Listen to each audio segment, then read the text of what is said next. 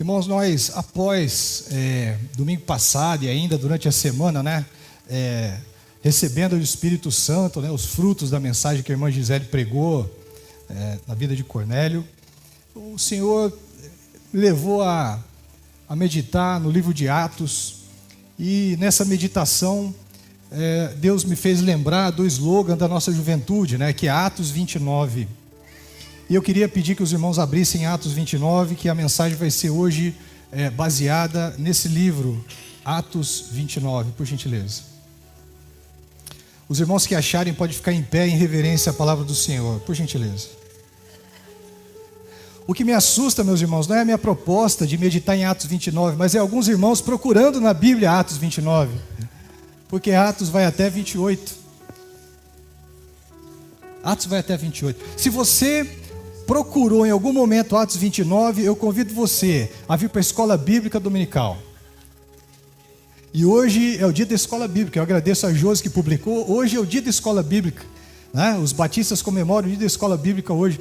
Por isso, se você ficou em dúvida se existia, ou se na dúvida, ou se convictamente você procurou Atos 29, eu convido você domingo que vem, 9h30 da manhã, para nós estudarmos a palavra do Senhor. E sabe, irmãos, o Doni ele fez hoje à tarde eu até me emocionei. Hoje eu fiquei com os olhos marejados de água, porque o Doni conseguiu pegar exatamente a mensagem de hoje. Cristo, o alicerce da igreja. Ele colocou ele fez essa arte aí, meus irmãos. Isso é perfeito, porque o que Deus quer é que nós caminhemos em cima do seu ensinamento, mas eu e você, como igreja de Cristo, nós somos aqueles que estão vivendo Atos 29. Não que nós estamos criando ou vamos criar um novo capítulo de Atos, mas eu e você, com as nossas vidas, nós estamos escrevendo os Atos 29. Porque Atos dos apóstolos. Hoje Atos dos discípulos. E nós, como igreja, que Atos nós estamos fazendo? Nós estamos com Atos dos apóstolos ou Atos da igreja lá no presídio, capelania prisional, nos hospitais com a capelania hospitalar, em breve com a capelania escolar. Nós estamos em Atos 29 lá eu ia falar Calama, Calama é lá em Porto Velho, é um vilarejo no meio da Amazônia. Nós estamos em Atos 29 lá em Lança, em Porto Vitória, com a nossa irmã que lá mora. Em breve nós estaremos em Atos, sabe aonde, meus irmãos? Guarde isso, é promessa de Deus, hein? Nós teremos um PGM no Canadá. Tem uma família que recebeu o chamado de Deus para ir para o Canadá. Conversei com eles essa semana. Nós vamos ter o PGM no Canadá. Olha só que chique, um PGM da PIB de União da Vitória no Canadá. Eles querem levar a palavra de Deus onde eles vão morar no exterior. Vocês conseguem perceber o que é Atos 29? É fazer além ou junto com Atos 28, continuar na obra do Senhor. E eu reforço o convite. Se você ficou em dúvida sobre Atos 29, venha domingo. Mas houve uma mudança na igreja, meus irmãos, em Atos, e a história cristã não define quando aconteceu isso aqui que eu vou falar, que foi terrível para a igreja. A história cristã, os livros não conseguem definir qual foi o exato momento onde nós deixamos de produzir discípulos e passamos a nos preocupar em produzir membros da igreja. Às vezes nós estamos preocupados em ter membros da igreja, Quantos membros nós estamos? Agora acho que nós estamos perto de 170, Júlio? Alguma coisa assim, Passamos um pouquinho de 170 membros, mas em nome de Jesus são 170 discípulos, Júlio, do Senhor Jesus. Porque membro de uma igreja, meus irmãos, qualquer pessoa pode ser membro de uma igreja, mas discípulo de Cristo nem todos são. Envolve entrega, envolve paixão por Cristo, envolve trabalho, envolve dedicação, envolve a vida, envolve o coração. E o discípulo de Cristo, ele tem, meus irmãos, algumas características especiais que eu quero meditar com vocês nesse preâmbulo, nessa introdução da mensagem de hoje, que estão lá em João, capítulo 15, verso 8. Abre aí, por gentileza. Agora João 15 existe, tá, irmãos? Se você ficou na dúvida se João 15 existe, se era pegadinha do pastor, venha também para a escola bíblica, tá? Se você não conhece João, capítulo 15. Peço a paciência dos irmãos, começou a temporada de rinite, né? Então vamos lá. Eu quero que você olhe esse texto, meus irmãos, com a mesma dor que eu olhei durante a semana preparando a mensagem. Porque muitas pessoas acham que quando a gente vem para o culto, a gente vem para se sentir bem. A gente vem, meus irmãos, para se sentir confortado. Que todas essas coisas acontecem no culto. Hoje pela manhã, por exemplo, eu vim numa situação precária para a escola bíblica. Mas logo conversando com os líderes de PGM às 8 da manhã, Deus já foi restaurando. Escola bíblica então, conversando com os irmãos que se batizaram, ainda mais.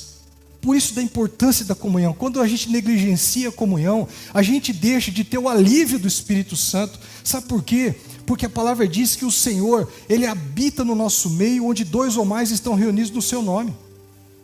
Olha o que a gente perde na comunhão da igreja. A gente perde o andar. Nós perdemos o andar de Cristo no nosso meio. Quando a gente não vem para o culto, a palavra de Deus diz que o Senhor habita em meio aos louvores. A gente perde mais um agir de Deus em meio aos louvores. A gente só perde quando a gente negligencia a comunhão. Nós só perdemos. E olha só, meus irmãos, o que a palavra nos diz. E a palavra, ela tem a função de nos tirar de zona de conforto, quando a gente acha que está tudo bem. Porque o que a palavra diz dela mesma não é nada agradável. A Bíblia diz que a palavra de Deus é espada de 2 gumes, capaz de separar junta e medula. Alguém aqui já tomou alguma espadada? Já tomaram espadada ou não? Alguém já foi acariciado por uma espada aqui? A sua esposa ou seu marido, quando foi fazer carinho, você pegou uma espada e foi... Por quê, meus irmãos? A Bíblia, como espada, ela vem para nos ferir, ela vem para nos estocar, ela vem para nos confrontar, ela vem para nos fazer feridas no nosso pecado. Por isso a espada. Eu fico feliz quando alguém, compartilhei com os irmãos hoje de manhã, eu fico muito feliz quando alguém vem me questionar, e isso aconteceu 3 vezes em 15 anos de ministério, 3 vezes. 3 vezes, 3 irmãos, 2 irmãos e uma irmã, depois do culto, vieram falar comigo: pastor, a minha esposa falou o que eu estou fazendo em casa. Eu falei: não falou não, irmão, porque hoje você pregou exatamente o que eu estou fazendo em casa. Ela falou sim, ela me entregou sim. Eu falei: não, irmão, vai se ver com Deus, não tem nada a ver com isso. Porque a palavra é para isso. Eu fico triste quando alguém diz assim para mim: pastor, essa palavra foi maravilhosa. Mas eu fico feliz quando alguém diz assim: pastor, essa palavra mexeu comigo, mostrou meu pecado, mostrou o quanto eu sou pecador e o quanto eu preciso consertar minha vida diante de Deus. Porque a palavra é espada. A palavra não é para nos acariciar. A palavra é para nos ferir. A palavra é para nos confrontar. A palavra é para nos fazer ficar prostrado diante da consciência da nossa pecaminosidade. É para isso que serve a palavra. Então olha só, meus irmãos, as características de um discípulo de Jesus, que é o que Ele quer que nós sejamos aqui nessa igreja. João 15, versículo 8 a 14. Nisto é glorificado meu Pai, que deis muito fruto. Por isso que eu falei que a palavra me doeu tanto essa semana, porque a maneira que eu ia olhando para a palavra, eu olhava para a minha vida. Olha, nisto, Marcos, nisto, Primeira Igreja Batista União da Vitória, é glorificado meu Pai, que deis muito fruto. E às vezes nós entramos no engodo de achar que nós glorificamos a Deus durante os louvores apenas. Nós glorificamos a Deus. Eu acho tão legal assim quando o irmão tem liberdade dentro do culto para dizer um glória a Deus, um aleluia, amém. Mas a palavra não mostra que é isso que glorifica a Deus. Não é.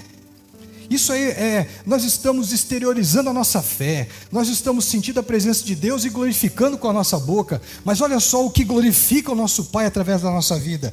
Nisso é glorificado meu Pai, que deis muito fruto. Imediatamente eu olhei para a minha vida e procurei ver que fruto eu estava dando. Qual é a qualidade do fruto eu estou dando? Qual é o fruto que você está dando? A Bíblia diz que o Espírito Santo produz em nós frutos dignos de arrependimento. Qual é o fruto? E fruto é sempre alguma coisa que a árvore produz, né? Vamos pensar, eu gosto muito de figo, né? A figueira. A figueira, ela produz fruto, mas ela não se alimenta do fruto, não é isso? Figueira não come figo.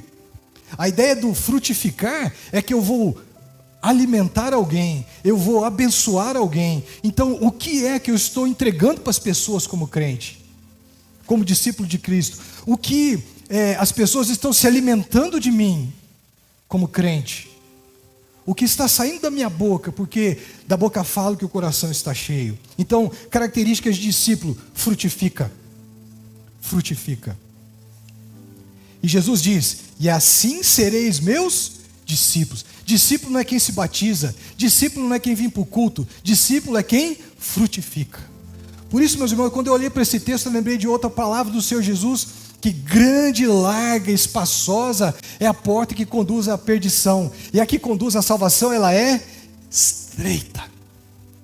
Ela é, porque isso aqui é estreito, isso aqui denota envolvimento, isso aqui denota dia a dia, isso aqui denota vida, porque olha só que palavra, veja se não está te incomodando, louvado seja Deus. Assim sereis meus discípulos. Característica do discípulo: dá fruto, frutifica. E fruto normalmente é algo agradável, né? Doce, que agrada ao paladar. Lembra da fruta que você gosta aí? Caqui, por exemplo. Coisa terrível é comer um caqui marrento, né? Mas quando você pega um caqui doce, eu gosto de caqui. Que coisa gostosa que é um caqui bem docinho, né, Montoninho? Gosta de caqui, irmão, ou não? Gosta? Agora pega um marrento. Pega um marrento. Que fruto. Eu olhei para a minha vida, que fruto eu estou dando? Eu quero falar com a igreja do Senhor Jesus, que fruto nós estamos dando? Dando, servindo, entregando.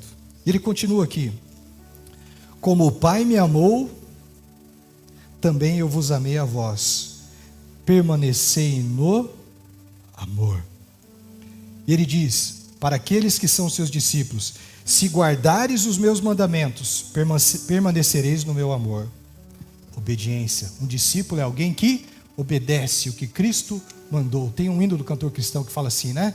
Obedece o que Cristo mandou. Do mesmo modo que eu tenho guardado os mandamentos de meu Pai e permaneço no seu amor. Tenho-vos dito isso para que a minha alegria, o meu gozo permaneça em vós e o vosso gozo seja completo. Obediência, meus irmãos, traz alegria do Senhor. Olha só o que Jesus está dizendo, ó: para que o meu gozo permaneça em vós e o vosso gozo seja completo. Você anda triste? Tem alguma área da tua vida que está triste? Obedeça. Obedeça. O meu mandamento é este: que vos amais uns aos outros. Ele está falando para discípulo. Que vos amais uns aos outros, assim como eu vos amei. Ninguém tem amor maior do que esse, de dar a vida pelos seus amigos. Vós sereis... Olha, ele passou. Jesus aqui aumenta o grau, ele sobe um degrau com os seus discípulos. Lá no começo ele o chama de discípulo. Agora olha o que ele diz, ó, depois do amor: vós sereis meus amigos. Filéu, na língua original. Vocês serão filéu, se fizerdes o que eu vos mando. Obediência de novo. Nós vemos que um verdadeiro discípulo de Cristo, ele olha para a sua palavra, como foi citado aqui o Salmo de número 1, na escola bíblica hoje a irmã Mara citou, e ele tem alegria. Antes a sua alegria está na lei do Senhor, porque ele entende que lâmpada para os pés e luz para o caminho. Ele lembra da palavra de Paulo que diz: o meu povo sofre porque lhe falta conhecimento. Você conseguiu entender aí, meus irmãos, que a base é o amor? 1 João 4,8 diz assim: aquele que não ama não conhece a Deus, porque Deus é amor. Aquele que não ama não conhece a Deus, porque Deus é amor. Você sabe qual é, segundo os escritores aí, os filósofos, você sabe qual é o contrário de amor, meus irmãos? Alguém sabe qual é o contrário de amor? Você tem ideia? O que é, Sandro, o contrário de amor? indiferença. Tem muita gente que acha que o contrário de amor é ódio. Eu odeio aquela pessoa, por isso eu não a amo. Não, meus irmãos, o contrário de amor é indiferença. Vamos trazer para o contexto bíblico agora, meus irmãos. O contrário de amor é indiferença à obra do Senhor, é indiferença àquilo em que a igreja está trabalhando. O contrário de amor em Deus é levar uma vida que você lembra da igreja do Senhor e de Deus no domingo. Indiferente. Se você está indiferente ao Senhor, saiba que você não pode dizer que você o ama, porque o contrário de amor não é ódio, é indiferença. Se você leva a tua vida e na tua vida tem pouco de Deus, é porque você não o ama. Você está vivendo o contrário do amor. Por quê?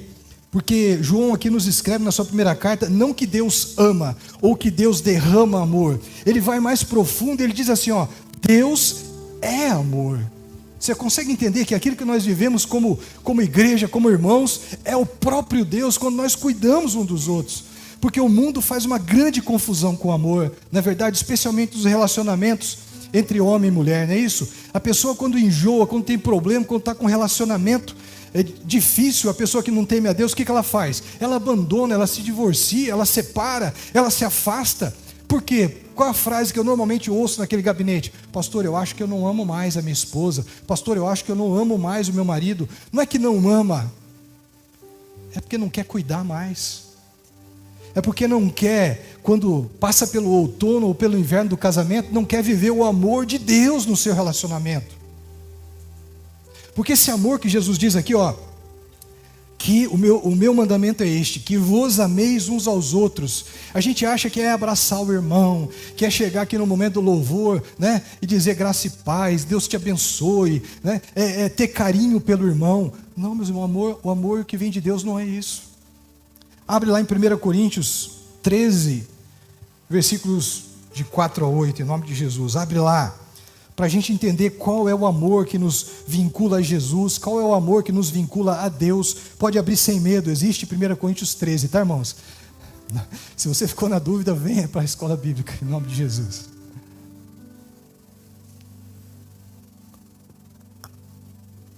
É um trecho conhecido, mas às vezes a gente confunde esse amor,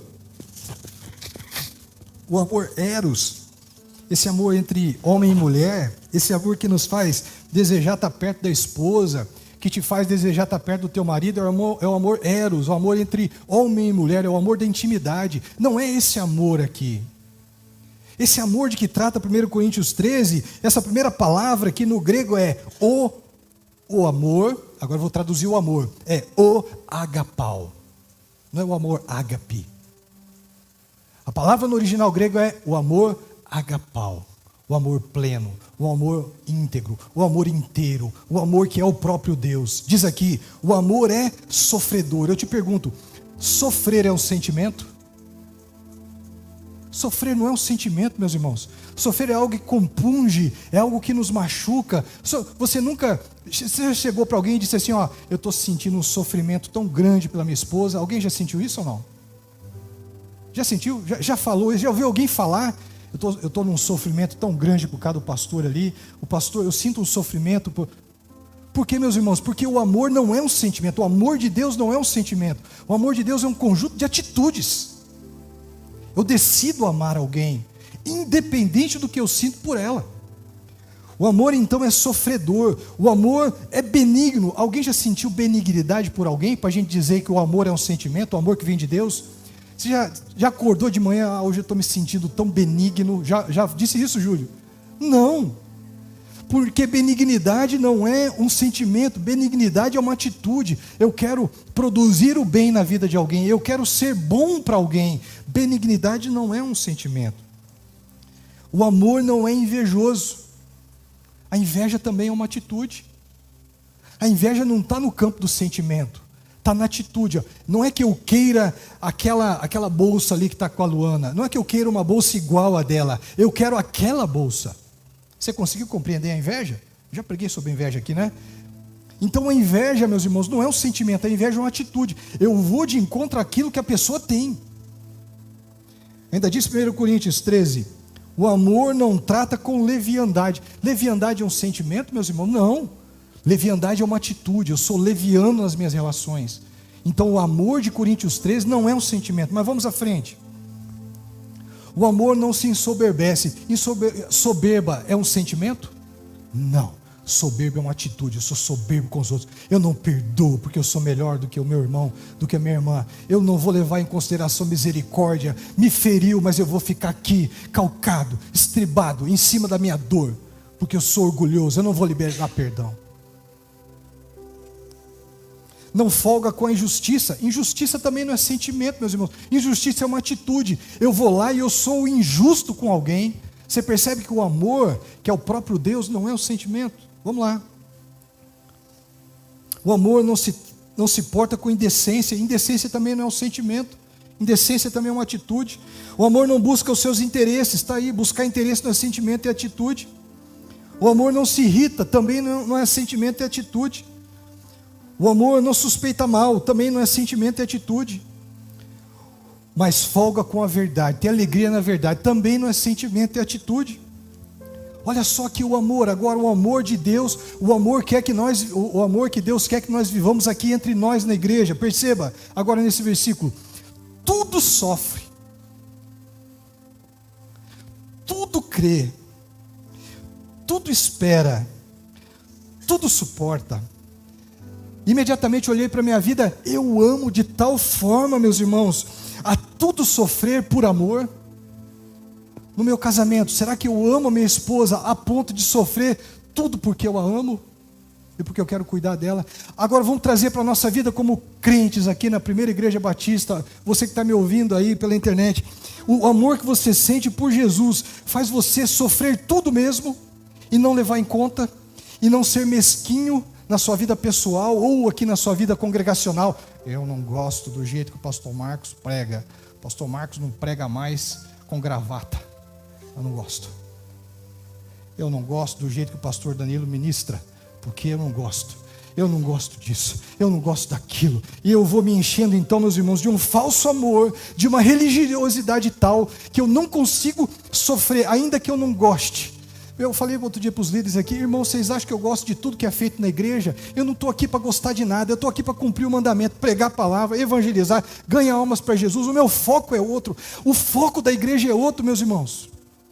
Enquanto eu fico aqui no meu orgulho, como diz, inticando é lá do norte, né? Inticar tem aqui também. Enquanto eu fico inticando pequenas coisas, as grandes coisas ficam para trás e fora do foco. Há que se preocupar com as coisas pequenas. Mas às vezes a gente não sofre nada, meus irmãos. Mas pastor, a irmã, aquele dia lá no meu ministério falou isso. Mas pastor, o irmão naquele dia lá falou isso para mim. Meus irmãos, isso é infantilidade. Nós precisamos progredir, nós precisamos evoluir, precisamos crescer. Nós precisamos amadurecer em nome de Jesus. O apóstolo Paulo diz, eu vos dou o leite, porque vocês ainda são infantis. Eu não posso dar para vocês ainda o alimento sólido, porque vocês são crianças. E isso, enquanto eu e você não buscamos maturidade em Deus, nós não experimentamos coisas sólidas no Espírito Santo. Porque nós estamos na pequenez, nós estamos na infantilidade, nós estamos na mesquinhez, e PGM multiplicando e eu nada, e capelania pregando e eu nada, e tanta coisa acontecendo e eu nada. Por quê? Porque eu não concordo, porque eu não estou disposto a participar de nada.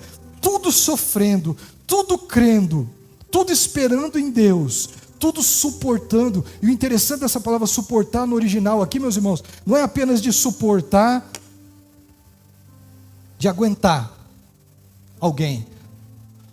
Eu não suporto a Luana, mas eu vou suportar ela aqui porque ela é minha irmã em Cristo. Não é só essa ideia de suportar alguém que você não aguenta, é de dar suporte também, meus irmãos, é de apoiar, é de sustentar, é de acompanhar.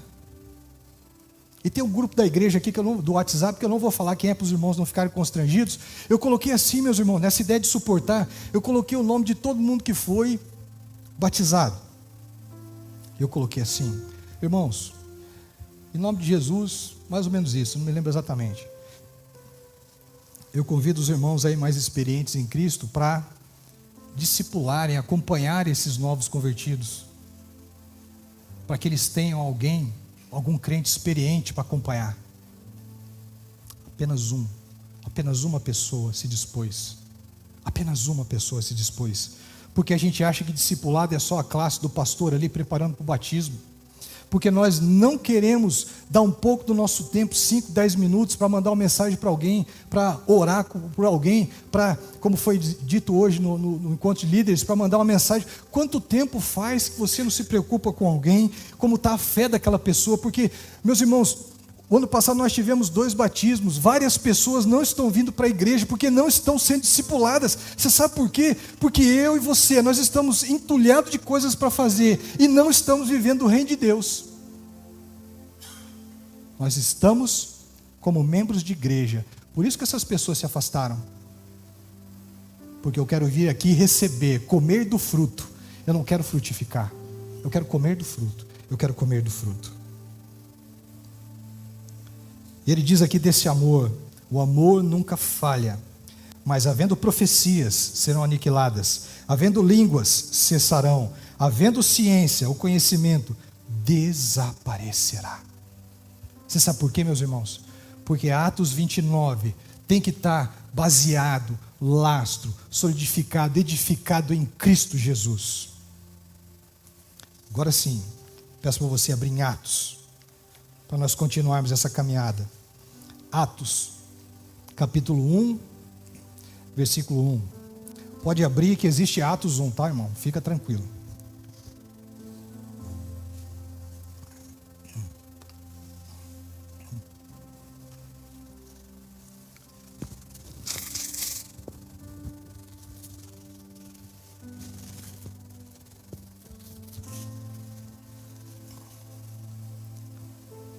Em Atos, capítulo 1, meus irmãos, nós vamos entrar no primeiro ponto dessa mensagem, que diz o seguinte: a igreja de Atos sabia qual era a pessoa central da igreja. E olha só o que nos diz Atos 1, de 1 a 3. Fiz o primeiro tratado ao Teófilo acerca de tudo que Jesus começou, não só a fazer, mas a ensinar, até o dia em que foi recebido em cima, depois de ter dado mandamentos, pelo Espírito Santo aos apóstolos que escolhera, aos quais também, depois de ter padecido, se apresentou vivo, com muitas e infalíveis provas, sendo visto por eles por espaço de 40 dias, e falando das coisas concernentes ao reino de Deus. Aqui em Atos 1, e no versículo 1, meus irmãos, o autor aqui, que é Lucas, o evangelista Lucas, escreveu também Atos dos Apóstolos. Ele diz aqui porque a igreja primitiva foi tão eficaz, meus irmãos. Em apenas 30 anos, a igreja de Cristo atingiu todo o mundo antigo, todos os reinos que existiam naquela época do Senhor Jesus, em apenas 30 anos, meus irmãos. Por que apenas 30 anos? Hoje a gente está acostumado, né? Você coloca uma mensagem no WhatsApp, no grupo, automaticamente dezenas de pessoas vêm a tua mensagem, não é isso? Mas vamos lembrar que naquela época não tinha nada, e-mail, SMS, WhatsApp, videochamada, e uma mensagem falada, transmitida, em 30 anos alcançou todo o mundo antigo. Você tem ideia do que é isso? Uma mensagem que saiu do coração dos apóstolos e alcançou todo o mundo antigo, todos os reinos, Grécia, reino da Pérsia, Etiópia, tudo, meus irmãos, tudo. E todos foram atingidos pela mensagem daqueles homens, daquelas mulheres. Por quê? Porque a centralidade era Cristo. E nós precisamos fazer um diagnóstico da nossa vida e da nossa igreja. Vamos começar por nós. Nós precisamos ver se a pessoa central da nossa vida também é Cristo. Se em algum momento das nossas conversas nós falamos de Jesus, seja em qualquer ambiente que a gente esteja vivendo, na nossa família, trabalho, amigos, na rua, no mercado, se em algum... Meus irmãos, isso nós precisamos viver. A igreja primitiva, e como é que a igreja primitiva vivia? Falando de Jesus, a centralidade de Jesus. A igreja de Atos 1 a 3 nos mostra, e ele diz aqui, o evangelista Lucas, que ele escreveu o primeiro tratado acerca de tudo que Jesus começou. Então eu e você, para dizermos e afirmamos, e possamos afirmar que Jesus é o centro da nossa vida, Ele precisa estar nas nossas conversas. Nós precisamos ficar atentos, vigilantes, quando a gente tem uma brecha na conversa. Jesus. Jesus. Jesus, Jesus, Jesus. Por que é tão importante falar esse nome? Porque esse nome está sobre todo o nome. E eu e você, para a gente dizer que é discípulo de Cristo, esse nome precisa estar no centro. A gente vai usar todas as ferramentas que a gente tem, mas no final mesmo a gente quer o quê? Falar de Jesus. A gente quer falar de Jesus. Você tem tua profissão? Sim, mas você é crente em alguma coisa. Você não é só profissão e crente, você é crente em alguma coisa. O dia que nós começarmos a viver assim, meus irmãos, sabe por que tem lugar vazio nessa igreja aqui, meus irmãos? Sabe por que tem lugar? Porque nós ainda não estamos vivendo assim. Quando eu e você ficarmos sorrateiramente pronto para dar o bote, pronto para fazer aquela captura de alguém para Cristo. Sabe quando você fica, sabe aquela ideia, você assistiu o filme de guerra, né? Que fica ali, o soldado fica escondido para atingir alguém. Mas nós vamos atingir com a palavra do Senhor. Eu fico ali, embaixo do meu braço, esperando na conversa. Senhor, abre uma brecha. Senhor, me deixa falar de Ti para essa pessoa. Senhor, deixa eu falar do Teu nome. Eu sei, meus irmãos, há coisas bonitas que eu já citei aqui, né? Santo Agostinho dizia, eu sempre prego, em último lugar, eu uso as palavras. Servia para ele, mas nós precisamos anunciar a palavra. Você lembra lá de Cornélio? A mensagem do domingo passado, quando o anjo se apresenta a Cornélio, o que ele diz? Ele anuncia Cristo, Salvador, para Cornélio? Você lembra ou não? Não. Ele diz o que para Cornélio? Manda aqueles homens, os seus homens buscarem um homem que está lá em Jope. Por quê, meus irmãos? Porque não é dado aos anjos a autoridade que é dada a você de pregar o evangelho em nome de Jesus. Anjo nenhum vai pregar para ninguém, meus irmãos. Eu e você somos responsáveis por pregar o evangelho. Eu e você. E ele diz aqui, e ele dá esse diagnóstico daquela igreja, como que aquela igreja conseguiu ser tão próspera, como aqueles irmãos enfrentaram a cova dos leões, como aqueles irmãos enfrentaram o Coliseu lá em Roma e foram comidos vivos pelos leões, como os nossos irmãos suportaram o óleo quente. Nós temos mártires da igreja que foram sorrindo, serem mortos em um tacho de óleo quente. Como aqueles irmãos foram sorridos sendo enterrados vivos. O que levou aqueles homens a fazerem aquilo e aquelas mulheres? É porque o centro da vida deles não era o querer deles, mas era o próprio Jesus. Qual era a consciência daquela igreja, meus irmãos? Eu peço para você abrir em Efésios 1:20, para nós vermos o que aquela igreja tinha entendido.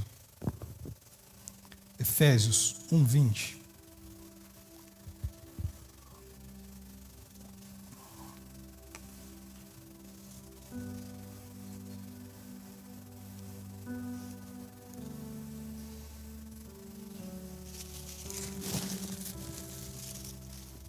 E a palavra de Deus está escrita: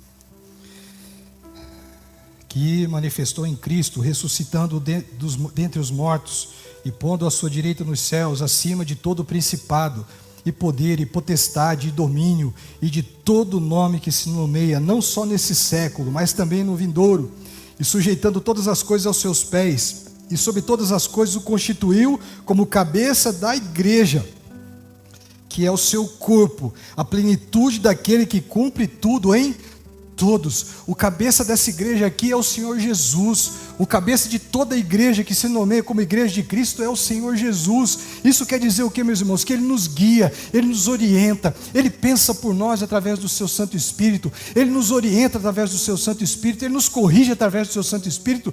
Tudo é pelo cabeça, não é por mim, não é por você. O cabeça dessa igreja não sou eu.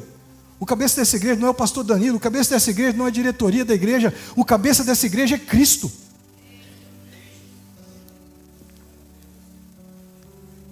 Eu acho que eu já compartilhei com vocês, eu fui pregar numa igreja um dia, e não é daqui, nunca é daqui, né? E aí, irmã Sandra, nunca é daqui. Aí eu cheguei, aí veio uma irmãzinha muito carinhosa falar comigo, ela disse assim: pastor, olha, a minha família fundou essa igreja porque a minha família fez isso, porque a minha família fez aquilo, e a minha família que não sei o quê, a minha família que não sei o quê. E aí eu fui brincar com ela, né? Mas aquela brincadeira sadia, né? Eu disse assim: irmã, então eu vim no lugar errado, porque me chamaram para pregar em tal igreja. Ela: não, pastor, vai pregar aqui mesmo. Eu falei: não, eu achei que essa igreja era de Cristo, que Cristo tinha fundado a sua igreja? Porque nós temos a percepção, às vezes, meus irmãos, porque Deus nos coloca em algumas funções, ou um chamado para o nosso ministério, que nós somos os donos da igreja, o cabeça da igreja, aquele que determina. N vezes eu escuto, meus irmãos, e pode continuar falando, não tem problema. Pastor, eu acho que você tem que fazer isso. Pastor, eu acho que você tem que fazer aquilo. Pastor, eu acho que você tem que fazer aquilo. Eu não faço, a não ser que o Espírito Santo diga para mim: Marcos, vai lá e faça. E ainda assim, às vezes, eu falho com o Espírito Santo. Eu falho, meus irmãos. Domingo passado mesmo, o Espírito Santo tinha dito para mim para eu não fazer um negócio que eu fiz. E eu fiz. Né, Josi? Compartilhei com a Luana. O Espírito Santo falou: não faz, Marcos. Da honra ao tolo, provérbio nos proíbe. E mesmo o Espírito Santo ter falado comigo, lá fui eu. Mas, Senhor, eu amo tanto essa ovelha tua aqui. Não deu outra, deu problema. Porque há pessoas, meus irmãos, dentro do reino de Deus que acham que são bênção e que fazem parte só da solução, meus irmãos. Mas infelizmente, às vezes, se nós não temos consciente de que o cabeça é a igreja, você acaba fazendo parte da solução e do problema também. E Deus nos chama a fazer parte da solução. A partir do momento que eu entendo que a autoridade na igreja é de Cristo, eu passo ao time da solução. Eu paro de dar problema. Por quê? Porque eu entendo que Deus o constituiu sobre todas as coisas e o constituiu como cabeça da sua igreja. Cabeça da igreja que nos conduz. Cabeça. Então, quando eu olho, eu entendo que Jesus Cristo é o cabeça. Eu entendo que Ele fala através dos meus irmãos. O irmão Almindo agora, eu vou fazer propaganda do próximo almoço. O irmão Almindo me cercou ali, me atacou ali na entrada e falou assim: pastor, acho que vamos fazer o almoço, né? O próximo almoço, domingo, dia das mães. E aí ele procurou, né, um lugar muito lindo aí. Eu já estou falando aí para as mulheres botar os maridos na parede para não cozinhar no domingo, dia das mães, não é isso? Eu sempre confundo essas datas, né? Que dia que vai ser, do mês de maio? Dia 14 de maio. Irmã, em nome de Jesus, não aceite chegar perto da cozinha, nem para lavar uma louça, minha irmã, nem para fazer mamar para o seu filho. Não, repreenda em nome de Jesus, até o meio-dia, depois você volta para a atividade normal. O irmão Almindo preparou um lugar maravilhoso para o Dia das Mães. Vá, para você ter um momento de comunhão. Mas vá, sendo Cristo o cabeça daquele almoço, e fica olhando, meus irmãos. Não vá lá, coma. Tá bom, eu comprei o cartão, abençoei, participei, vai embora. Não, coma, como comeram os judeus, os hebreus lá no Egito. Coma preparado para partir na sua missão. Coma olhando, não conheço aquele ali, vai lá e dá seja bem-vindo. Olha, em nome de Jesus, que você se sinta bem aqui. Entendeu, meu irmão? É um almoço evangelístico. Nunca foi essa história. Deus usa todas as coisas, usou até uma mula. Esse telhado aqui, meus irmãos, nunca foi apenas telhado, sempre foi evangelismo. Lá no próximo, coloca no teu coração: Senhor, eu vou para aquele almoço, mas a última coisa que eu vou fazer é almoçar. Eu vou lá pregar o teu evangelho, eu vou sentar do lado de alguém, eu vou ficar ali, eu vou pedir licença, até o momento, tudo bem, seja bem-vindo aqui ao almoço, eu quero, posso orar junto com você aqui? Faça alguma coisa. Use tudo para a glória de Deus.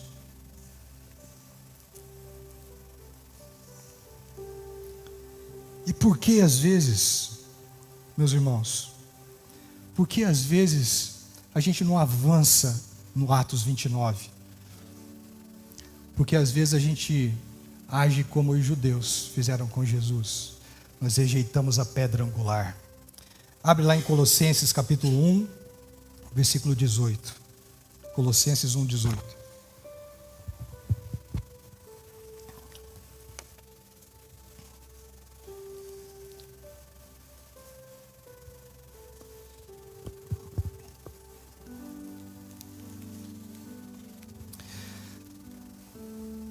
Deixa eu falar para toda a igreja. Irmão, vocês querem que eu faça alguma coisa aqui nessa igreja? Louvor, pregação, ministério. Você quer que eu faça algo? Ore a Deus. Fala: Deus, fala com aquele homem lá aquilo que o Senhor colocou no meu coração. Porque há palavras, meus irmãos, há situações às vezes que eu vejo as pessoas se preocupando com tanta coisa, e às vezes nunca chegaram para mim e disseram assim: pastor, além disso, pastor, eu também estou orando lá por um colega de trabalho, e eu queria que o senhor orasse para que eu ganhasse ela para Cristo. Não, pastor, Isso aqui eu vou dizer, em 15 anos de ministério nunca aconteceu. Pastor, senta aqui que Deus me deu um plano evangelístico aqui, uma estratégia para ganhar almas, sabe? Isso ainda não aconteceu. Colossenses 1,18 diz assim: Ele é a cabeça do corpo da igreja, é o princípio, o primogênito dentre os mortos, para que em tudo tenha preeminência. Olha só, meus irmãos, desculpe, Colossenses, né? Perdão, meus irmãos, abre lá em Atos 4,11. Perdão, Atos 4,11.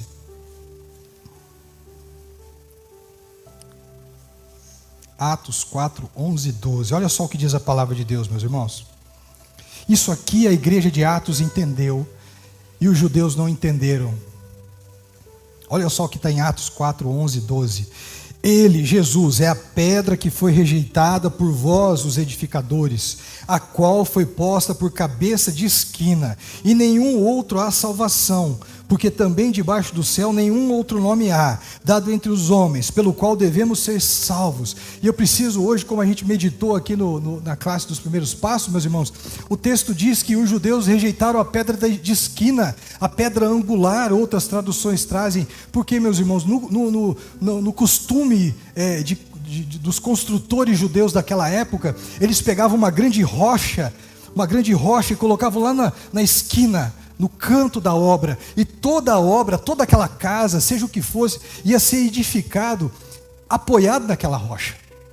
Você consegue entender isso? Aqui o texto diz que os construtores rejeitaram a rocha de esquina, a pedra de esquina, a pedra angular, ou seja, Jesus. É sobre Ele que nós devemos edificar tudo na nossa vida. A nossa igreja tem que estar edificada em Cristo, ou seja, nos seus mandamentos. Os ministérios da igreja têm que estar edificados o quê? Em Cristo. A igreja tem que estar crescendo em Cristo. Não é pelos eventos, ou não são pelos eventos. A igreja não cresce por minha causa ou por causa de qualquer um de nós aqui. Ela cresce por causa de Cristo. Ele diz aqui, o qual foi posta por cabeça de esquina. Então tudo tem que estar apoiado nele. Nós vamos fazer o nosso telhado, está apoiado nele. Nós vamos fazer evangelismo lá em Lança, está apoiado nele. Nós vamos fazer evangelismo lá em Porto Vitória, está apoiado nele. Nós vamos fazer um culto de oração quarta, está apoiado nele. Nós vamos fazer a EBD, está apoiado nele. Eu vou me casar, está apoiado nele. Eu vou procurar o meu emprego, está apoiado nele. Ele é rocha angular. É a rocha sobre a qual nós edificamos tudo, e tudo está apoiado nele. Meus irmãos, quando essa igreja estiver com tudo apoiado em Jesus, vai faltar cadeira aqui. Vai faltar cadeira aqui. Quando em todas as reuniões de ministério, Jesus vai ser o centro. Talvez a gente esqueça até dos assuntos que a gente se reuniu para tratar, porque Jesus vai ser o centro das nossas reuniões. E a igreja entendeu que a pessoa central da igreja de Atos era o Senhor Jesus. Além de entender que a pessoa central da igreja era Jesus e é Jesus, os nossos irmãos do primeiro século, a nossa igreja de Atos, eles sabiam qual era o maior poder da igreja. Eles sabiam qual era o maior poder da igreja. E Atos, a gente poderia dizer até que é o livro do Espírito Santo. Porque Atos dos Apóstolos fala muito do agir do Espírito Santo. Fala muito dessa manifestação da pessoa de Deus. É uma pessoa de Deus. É uma maneira pela qual Deus se manifesta. É através do seu Espírito Santo. Abre lá em Atos 1:4.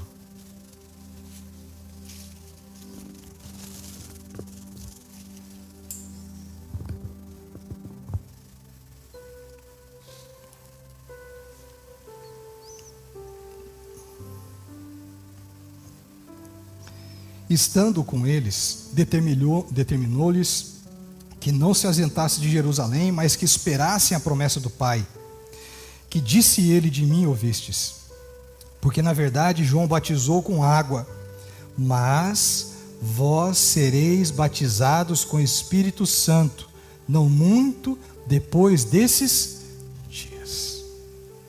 E nós precisamos, como crentes, conhecer o Espírito Santo de Deus. Nós precisamos, como crentes, ouvir a voz do Espírito Santo. Nós precisamos, como crentes, ser guiados no Espírito Santo, porque o Espírito Santo, meus irmãos, é tão importante tão importante que eu quero lembrar com vocês a pregação do apóstolo Pedro, meus irmãos, que está em Atos. Nós vamos passar por ela ainda em algumas mensagens, se Deus assim permitir. Nessa primeira pregação de Pedro, depois dele ter sido revestido, depois da verdadeira conversão, meus irmãos, porque até nisso nós temos que tomar cuidado. Nós meditamos hoje de manhã também com os irmãos da classe de Primeiros Passos. É muito perigoso nós sermos membros de uma igreja, é muito perigoso nós termos décadas de conversão, de batismo. Isso é muito perigoso, porque Jesus teve uma conversa com Pedro, que foi uma conversa, meus irmãos, aterradora, que foi sabe essa conversa que eu falei da espada, que não é para fazer carinho, essa conversa que doeu, certamente doeu muito em Pedro. Jesus perguntou, num determinado momento da conversa com Pedro, perguntou assim: Pedro, tu me amas? Pedro tinha caminhado mais de 3 anos com Jesus, Pedro tinha visto Jesus ressuscitar Lázaro, Pedro tinha visto Jesus curando cegos, Pedro tinha visto Jesus curando leprosos, Pedro tinha visto Jesus ressuscitando os mortos, Pedro viu até Jesus curar sua sogra. Aí eu te pergunto, como é que pode Pedro ter visto todos esses sinais e prodígios de Jesus e Jesus dizia assim para ele: Pedro, tu me amas?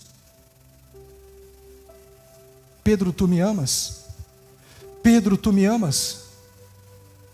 E na terceira vez, eu não vou entrar agora no tu me amas, que vai chegar a mensagem disso. Pedro diz assim: Senhor, tu sabes de todas as coisas. E aí Jesus diz assim para esse homem que caminhou 3 anos com o próprio Cristo. Esse Cristo ressuscitado diz assim: Pedro, então quando te converteres, apacenta as minhas ovelhas. Ele caminhou com Jesus, viu milagres, viu prodígios, viu Jesus na sua transfiguração, ele viu Jesus conversando com Elias e Moisés, ele viu Jesus fazendo tantas coisas, meus irmãos, e eu me pergunto, como é perigoso eu estar dentro da igreja e não estar convertido ainda. Eu ser membro, eu decidi nas eleições da igreja, nas assembleias, mas verdadeiramente não ser um discípulo de Cristo, convertido verdadeiramente em Cristo. Ele diz: olha Pedro, quando te converteres, apacenta as minhas ovelhas. Então isso quer dizer, meus irmãos, que conversão envolve apacentamento, conversão envolve ministério, conversão envolve trabalho. Ele disse assim: ó, Pedro, quando te converteres, volta para tua casa, pastoreia a tua casa lá e tá beleza. Não. E a pregação de Pedro, essa primeira pregação, meus irmãos, depois da conversão de Pedro, depois dessa conversa cortante que separou juntas e medulas de Pedro, Pedro vai pregar lá na entrada do templo. Ele prega de uma tal maneira, meus irmãos, que ele chega ao ponto de dizer para os judeus assim, ó, ele diz assim: saiba, pois, com certeza toda a casa de Israel, que esse Jesus a quem vocês crucificaram. Sabe uma coisa, quando eu era jovem eu pensava, eu tinha, por falta de conhecimento, eu tinha até raiva dos judeus. Como é que pode os judeus mataram Jesus?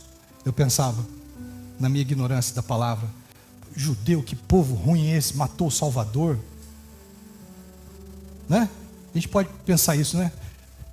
Mas sabe o que a palavra falou comigo? Sabe o que o Espírito Santo revelou para mim essa semana, meus irmãos? Não foram os judeus que mataram Jesus, foi eu e você que matamos Jesus. Nós somos culpados da morte de Jesus. O nosso pecado, o meu pecado, a sua indiferença, a sua falta de compromisso, a sua falta de verdadeira conversão, de verdadeira busca, porque na certidão de óbito de Jesus, a causa morte, meus irmãos, é pecado. A causa da morte de Jesus não foi a cruz. O algoz de Jesus não foi aquele soldado. Quem fez Jesus sangrar não foram os cravos. Quem furou o lado de Jesus não foi aquela lança. Foi você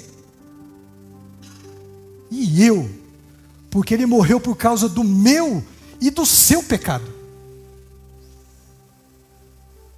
Na certidão de óbito do Senhor Jesus está o meu e está o seu nome como responsáveis por essa morte.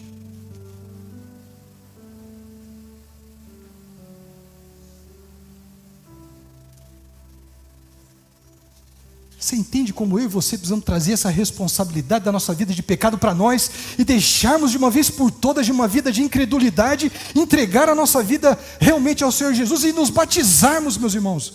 Porque a conversão envolve fé e o batismo envolve compromisso, comprometimento. Se você crê, mas você não se batizou, isso quer dizer que você acredita, mas que você não quer se comprometer com Jesus. Se você crê, mas você não trabalha, isso quer dizer que você tem fé em Jesus, mas você não quer se comprometer com Ele. O quê? Na minha agenda? Jamais. Na minha agenda, jamais. Eu creio, mas eu não quero me envolver. Pastor Marcos, você não sabe da minha vida. Olha, eu tenho doença, eu tenho parente em casa que é doente, eu tenho, a minha empresa demanda muito esforço. O meu trabalho demanda muito esforço, eu preciso estudar. Você pode falar o que for para mim, meus irmãos, nada disso diante de Deus é justificável. E você pode ainda asseverar para mim, mas pastor, eu creio em Cristo. Sabe o que diz lá em Tiago, capítulo 2, a partir do versículo 14? Está dizendo sobre a fé sem obras, e tem um versículo ali terrível, onde Tiago diz assim: tu crês em Deus? E o apóstolo Tiago escreve: fazes bem, também os demônios creem e tremem. A minha fé e a sua fé sem obras é comparada à fé dos demônios. Vamos lá? Tiago 2. Abre lá, por gentileza. Seja um crente aí, pibiano, né? Não bereano. Seja um crente aí de Bereia, que pegaram a palavra, depois que o apóstolo Paulo pregou.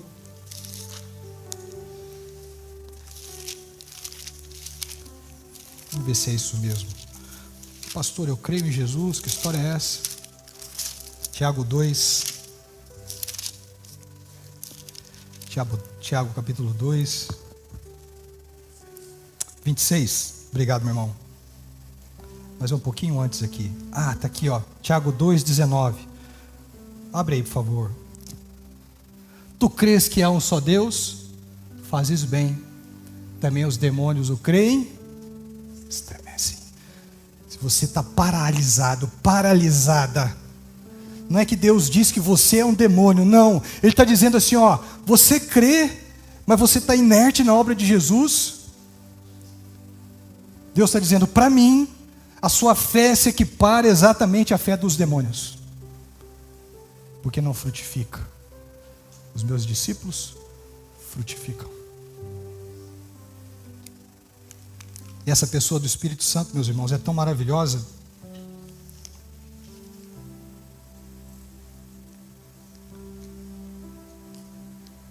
Que esse Espírito Santo de Deus é um presente para mim e para você. Nós vamos caminhar um pouquinho aqui no Espírito Santo agora, amém? Podemos caminhar no Espírito Santo? Amém? O Espírito Santo é um presente de Deus para mim e para você. Eu vou falar algumas passagens aqui, não se preocupem, tá bom, meus irmãos? São várias passagens. Depois eu coloco até o esboço da mensagem, se os irmãos quiserem, eu coloco no grupo da igreja. O Espírito Santo então é um presente de Deus. Lucas 11, 13 diz: pois se vós, sendo maus, sabeis dar boas dádivas aos vossos filhos, quanto mais o Pai dará o Espírito Santo aos que lhe pedirem. O Pai nos dá o Espírito Santo. O Espírito Santo é um presente de Deus, é uma dádiva de Deus.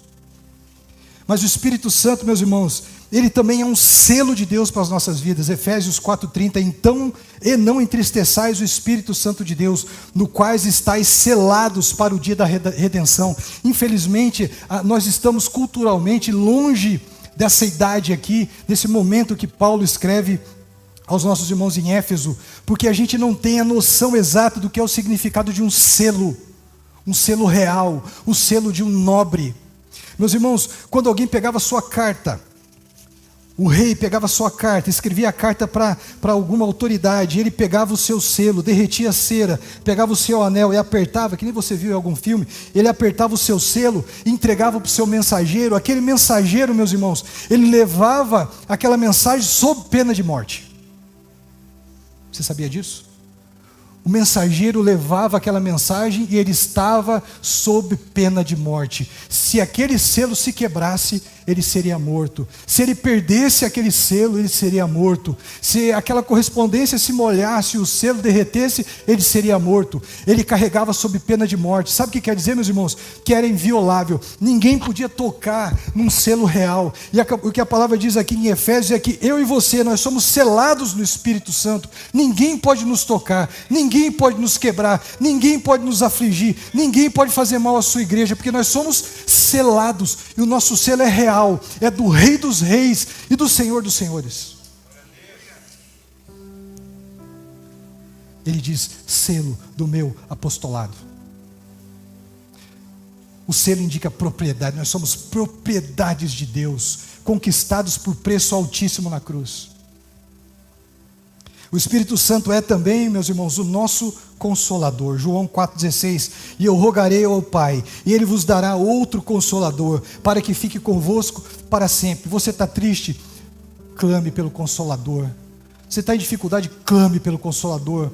Você está em grande aperto? Clame pelo Consolador. Você está desesperado, desesperada? Clame pelo Consolador. Ele vai te consolar. É uma promessa desse consolo de Deus para nós, que é o seu Espírito Santo. Mas o Espírito Santo também é, meus irmãos, resposta de oração. Atos 4,31, e tendo orado, moveu-se o lugar em que estavam reunidos, e todos foram cheios do Espírito Santo, e anunciavam com ousadia a palavra de Deus. Veja, meus irmãos, que tudo no reino de Deus tem um propósito específico. Esses irmãos aqui, eles receberam como resposta de oração o Espírito Santo de Deus, não para aparecerem, não para receberem louvor da igreja, não para alguma coisa pessoal, mas para. Final do 4,31, eles foram cheios do Espírito Santo para quê? Para ficar dentro da igreja fazendo alguma coisa? Para ficar com alguma coisa estranha o evangelho dentro da igreja? No culto? Está escrito aqui? Não. Eles foram cheios do Espírito Santo, e cheios do Espírito Santo anunciavam com ousadia a palavra de Deus. Então, quando você ora pedindo o Espírito Santo, é porque você tem que ter em mente a finalidade do Espírito, e é anunciar a palavra, é pregar a palavra, com ousadia, com autoridade no Espírito Santo. O Espírito Santo também é resposta de oração. O Espírito Santo também, meus irmãos, é caminho e força para lutar contra a nossa natureza pecadora.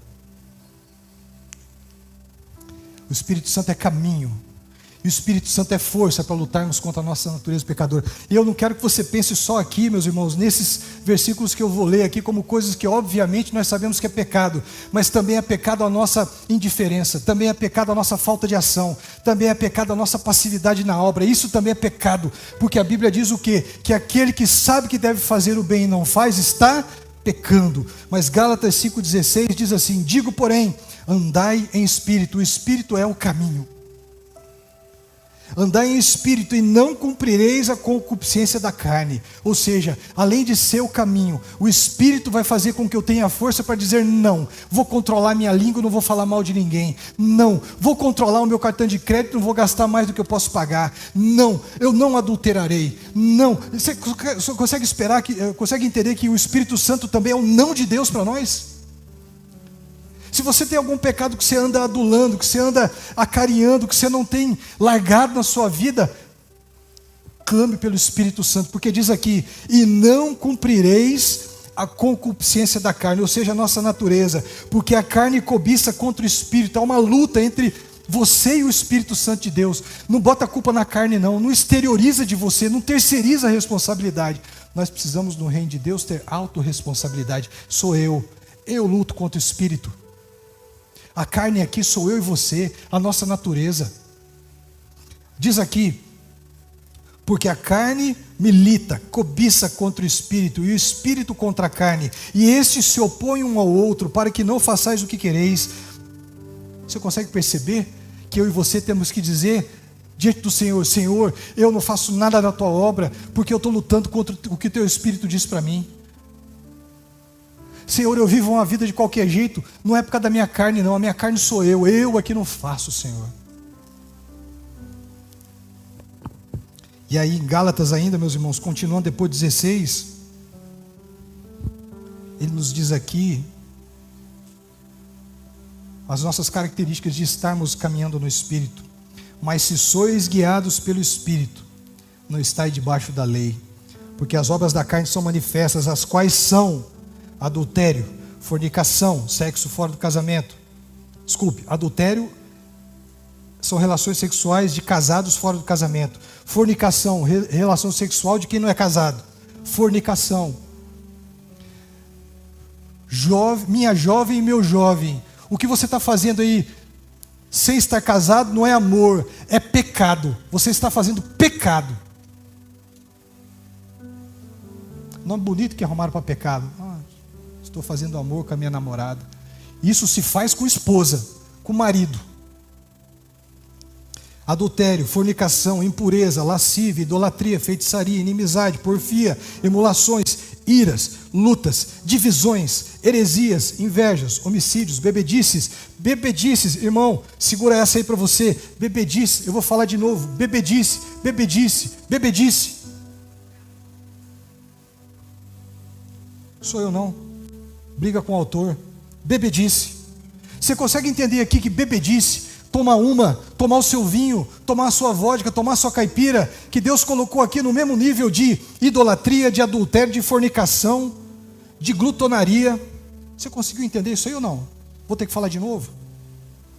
E hoje teve uma palavra aqui, e Deus, louva a Deus por ter usado a vida da Mara, porque foi, da Mara não, da Josi, né? Que falou dos filhos, vendo os casamentos. Eu achei maravilhoso como Deus usa todo mundo da igreja. A Josi disse o seguinte, quando veio aqui com a classe dos jovens, né Josi? Ela disse assim, me corrige aí, Josi, porque o que eles sabem de casamento é o que eles veem do casamento dos pais em casa.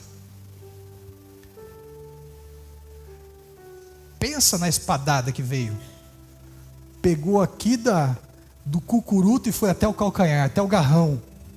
Jesus, meu casamento é escola. O seu casamento é escola, irmão Jairo.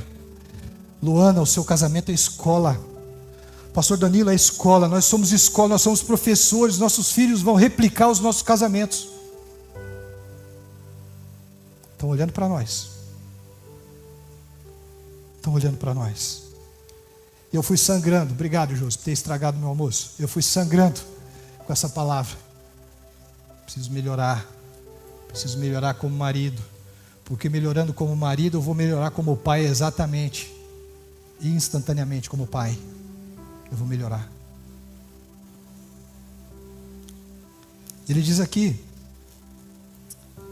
E coisas semelhantes a estas, acerca das quais vos declaro, como já antes vos disse, que os que cometem tais coisas, que coisas? Adultério, fornicação, impureza, lascívia, idolatria, feitiçaria, inimizade, porfia, emulações, iras, pelejas, dissensões, heresias, invejas, homicídios, bebedice, glutonaria. Quem pratica essas coisas não herdarão o reino de Deus. Pastor, mas essa palavra é para incrédulo, não é não. Essa palavra aqui foi escrita para os irmãos da igreja em Gálatas. Não foi escrito para incrédulo. Foi escrito para crente que cometia adultério. Foi escrito para crente que cometia fornicação. Foi escrito para crente que enchia a cara de cerveja, de vinho e de outras coisas durante o fim de semana. Então o Espírito é caminho, mas o Espírito nos dá força para vencer tudo isso. E o Espírito Santo também, meus irmãos, ele é frutificador. O Espírito Santo também é frutificador. Gálatas 5:22. Mas o fruto do Espírito Santo é. Você quer saber se você é cheio do Espírito? Você quer saber, minha irmã, se você é cheia do Espírito? Preste atenção no que eu vou ler agora. Mas o fruto do Espírito é uma coisa só, não é indivisível, não é que eu vou manifestar um fruto do Espírito ou outro, não, é o fruto só.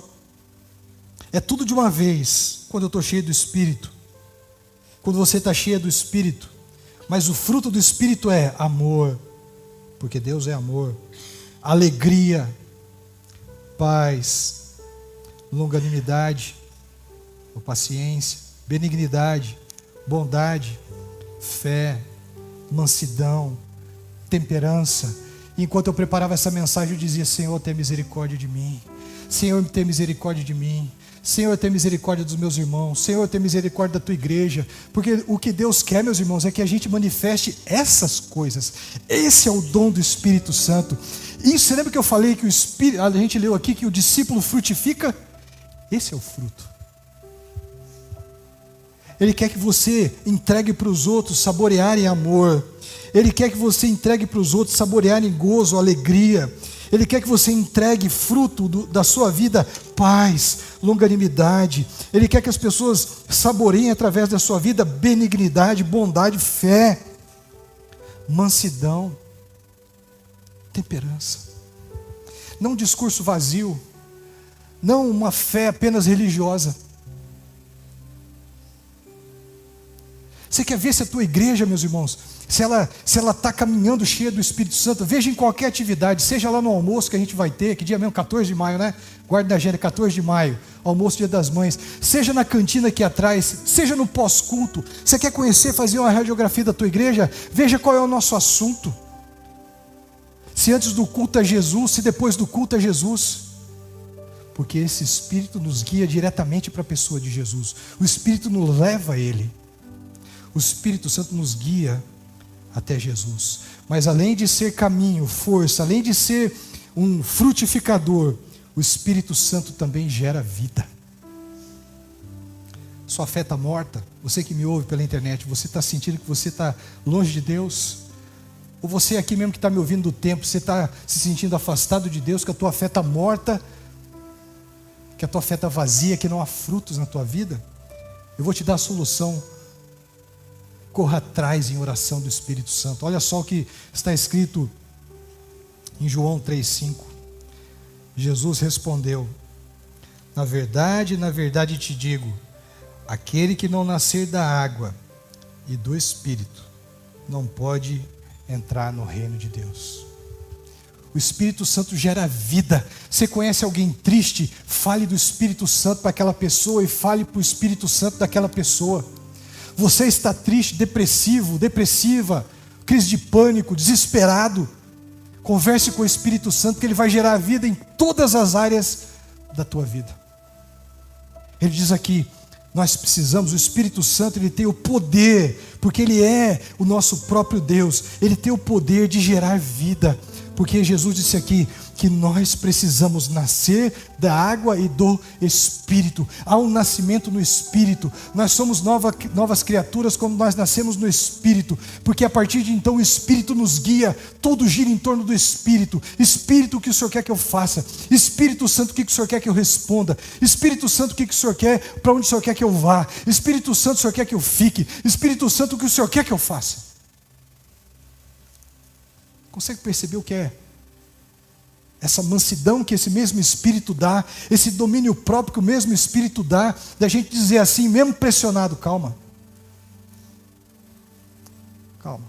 Eu vou te responder, mas antes eu vou consultar o meu Deus. Você já falou isso antes de fechar algum negócio? Calma. A gente estava falando hoje na classe dos primeiros passos, né? Principalmente dentro de casa. Que eu sei que aqui na igreja nenhuma casa tem discussão entre os casais, mas eu sei que os irmãos vão ter dificuldade de entender o que eu vou falar agora, mas tem casal que discute, e às vezes o cônjuge ou a cônjuge quer uma resposta imediata, e aí aquele que é guiado por Espírito Santo, ele fica quieto, pressionado, apertado.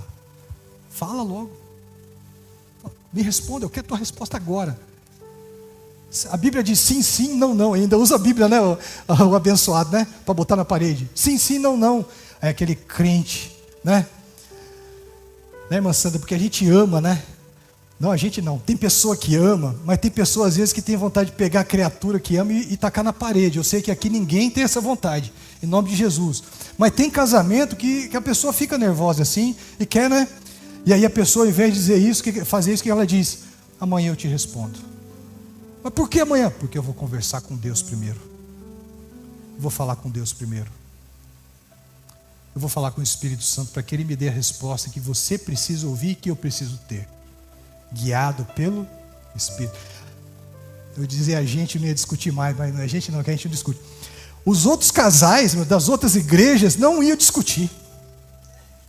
Porque normalmente esses casais, eu tenho relatos, viu, irmão? Nem um casal aqui da igreja, mas eu tenho relatos de irmãos de outras igrejas que deixam para resolver no outro dia e diz assim: poxa, no outro dia o problema estava tão pequeno. E esses casais às vezes dizem assim, que teve uma discussão tão feia no dia anterior e no outro dia nem lembra por que discutiram. Eu sei que isso nunca aconteceu com ninguém aqui. Porque deixaram para outro dia. Então, eu vou consultar o Espírito Santo. Eu vou falar com Deus. Olha que testemunho lá no teu negócio, no teu emprego. Uma bênção tremenda. Júlio, eu vou te colocar como gerente geral do SESI em toda a região sul, em nome de Jesus. Que coisa maravilhosa. Aí o Júlio lembra da palavra de Deus, diz assim: há caminhos ao homem que parecem perfeitos, mas que no final levam à morte. Aí o Júlio, opa, muito obrigado, né, Júlio, pela consideração, mas eu vou colocar isso diante de Deus. E eu vou ver se é isso que Deus quer que eu faça. Pensa no testemunho, o quê? De alguém dizer assim, o quê? Você não vai? Não. Essa proposta pode esperar até amanhã, que eu vou buscar a vontade de Deus para a minha vida. Por quê? Porque o Espírito Santo gera vida. E vida em abundância. Porque o Senhor Jesus disse que veio para nos trazer vida. E vida em abundância. A vida que o Espírito Santo gera é vida abundante. Mas se você está olhando para a sua vida e você não está vivendo uma vida abundante, não fique triste, isso é maravilhoso. 1 Coríntios 11, a partir do versículo 23, o apóstolo Paulo diz: examine-se, pois, o homem a si mesmo. Isso é maravilhoso. Eu identifico que eu não estou vivendo segundo o Espírito Santo. Eu não estou sendo guiado pelo Espírito Santo. A minha vida não é abundante como o Espírito Santo dá. Isso é maravilhoso. Não se desespere. Isso é um diagnóstico precioso para que você busque a plenitude do Espírito Santo. Para encerrarmos, meus irmãos, nessa noite, a igreja de Atos sabia qual era o seu propósito. Eu quero te perguntar, você sabe qual é o seu propósito de vida? Você sabe por que Deus te trouxe à existência? Há pessoas que ceifam a própria vida por isso, que perdem o sentido da vida. A dor é tamanha, meus irmãos, não é que a pessoa se acovarda da vida, a pessoa se acovarda dos dilemas, das dificuldades. A dor é tamanha, não é que ela quer tirar a própria vida, ela quer se livrar da dor que ela tem na vida. E por isso, infelizmente, alguns ceifam a própria vida. Não é isso, Jéssica? Mais ou menos esse o caminho. Ela não quer se livrar da vida, ela quer se livrar da dor que ela tem na vida. Ela às vezes pensa que a única saída é ceifar sua própria vida, porque perdeu o propósito. E nós precisamos ficar calcados em cima do propósito que é a palavra de Deus como igreja, para que nenhum vento de doutrina nos leve para um caminho diferente daquilo que Deus tem para nós, para que nós, e eu vou fazer um alerta novamente, cuidado com os pregadores que você anda ouvindo aí, lavando sua louça como eu, ou fazendo sua faxina em casa, ou no caminho para o trabalho. Cuidado com as doutrinas que vocês andam ouvindo por aí. Vá para a palavra. Porque propósito, como a igreja sabia, é aquilo que se busca alcançar, é o objetivo, a finalidade, o intuito da igreja. Porque, meus irmãos, Deus não criou uma missão para a sua igreja. Preste atenção o que a palavra mostra. Deus não criou uma missão para nós, para a sua igreja. Deus criou uma igreja para a sua missão. Você entendeu a diferença? Deus tem uma missão: ganhar almas para Cristo. E para ganhar almas para Cristo, Ele criou a sua igreja. Ele separou a mim e a você, povo santo, eleitos do Senhor. Você entendeu a diferença? Deus não criou uma missão para nós. Ele criou nós para cumprir essa missão. Isso é o nosso propósito. E eles entenderam o propósito. Abre lá em Atos 1, versículo 6.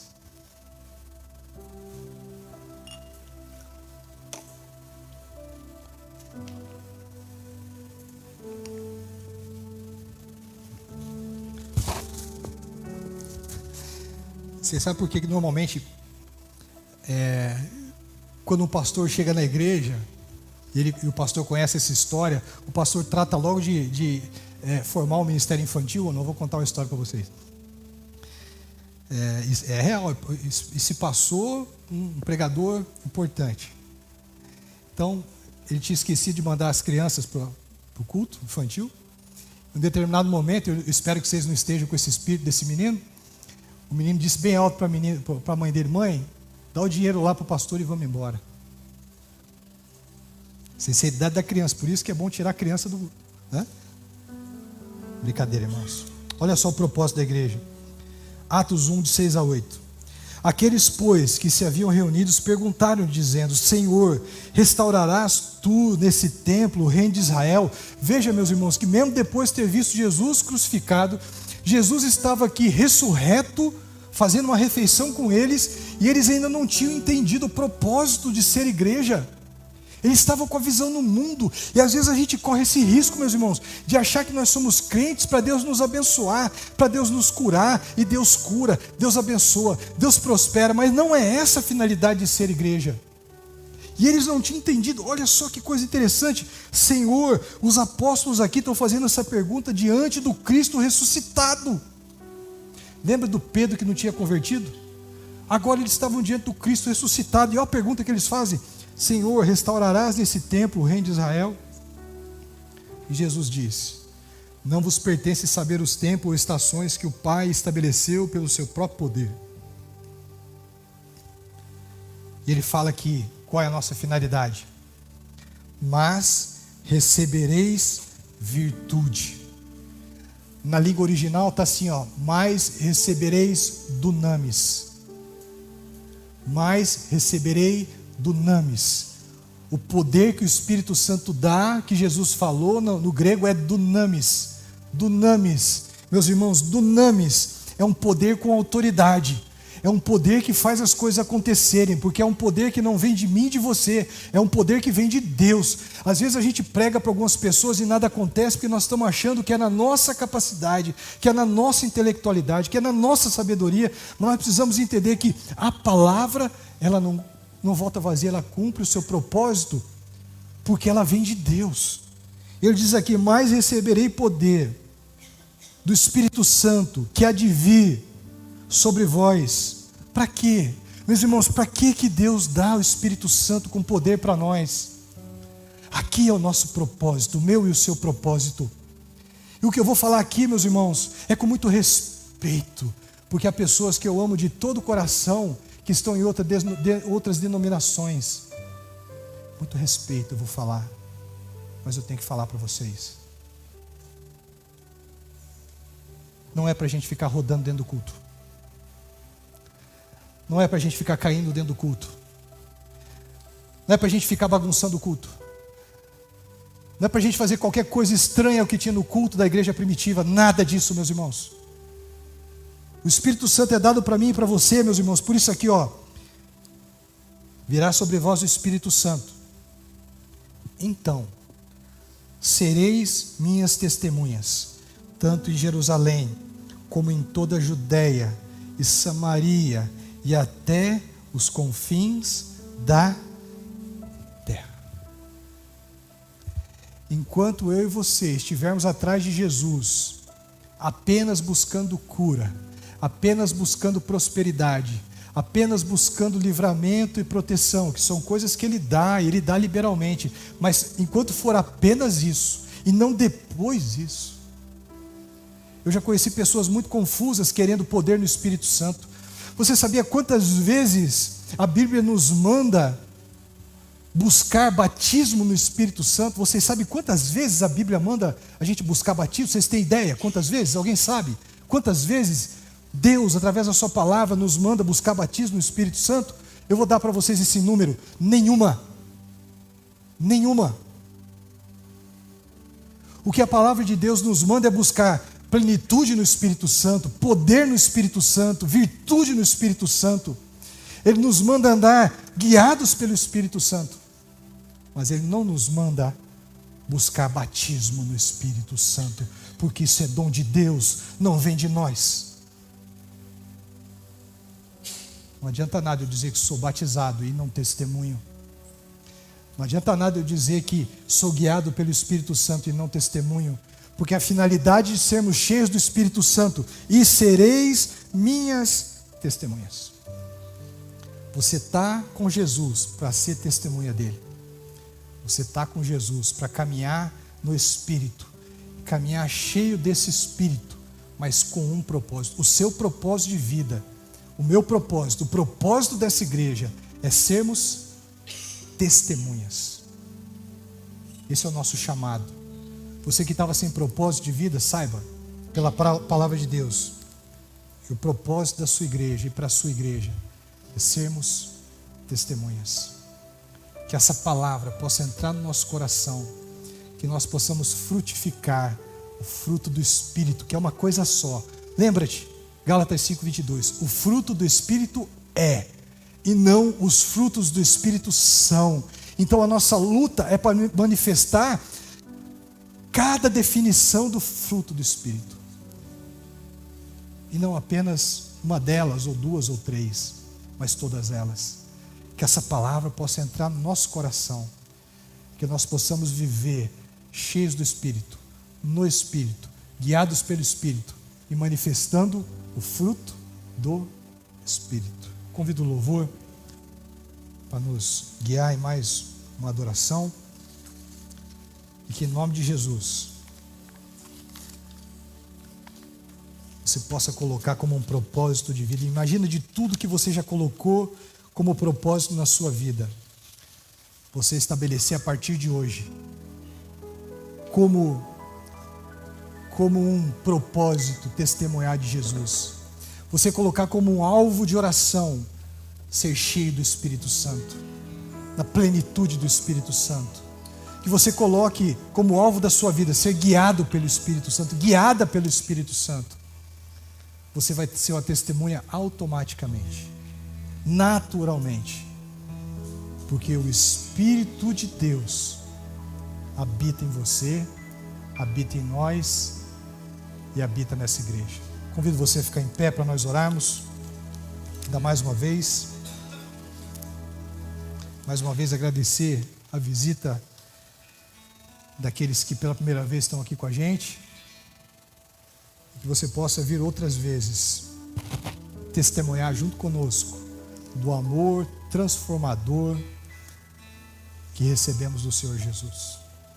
Pai, nós queremos te agradecer pela tua palavra, nós queremos te agradecer pela vida do nosso Salvador, e nós suplicamos, ó Deus, em nome de Jesus, que o Senhor mantenha o Senhor Jesus como pedra angular desta igreja, que todo o ministério seja edificado em cima dessa pedra angular, que o ministério de louvor esteja edificado nessa rocha, que o ministério da palavra assim o esteja, que o ministério de intercessão, estacionamento infantil, dos jovens, o ministério de patrimônio, Pai, em nome de Jesus, o ministério raiz, ó Pai, o ministério de ação social, dos homens, das mulheres, ó Pai, todos os ministérios aqui ainda não nominados sejam edificados e calcados e sejam seguros, apoiados na pedra angular que é o Senhor Jesus.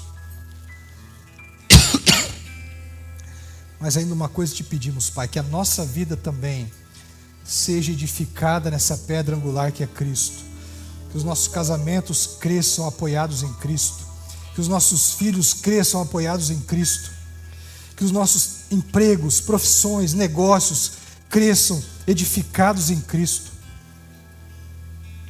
E nos concede, Pai, em nome de Jesus, o dom de sermos cheios do Teu Espírito Santo, de andarmos em Espírito, de falarmos em Espírito, de pensarmos em Espírito, de agirmos em Espírito.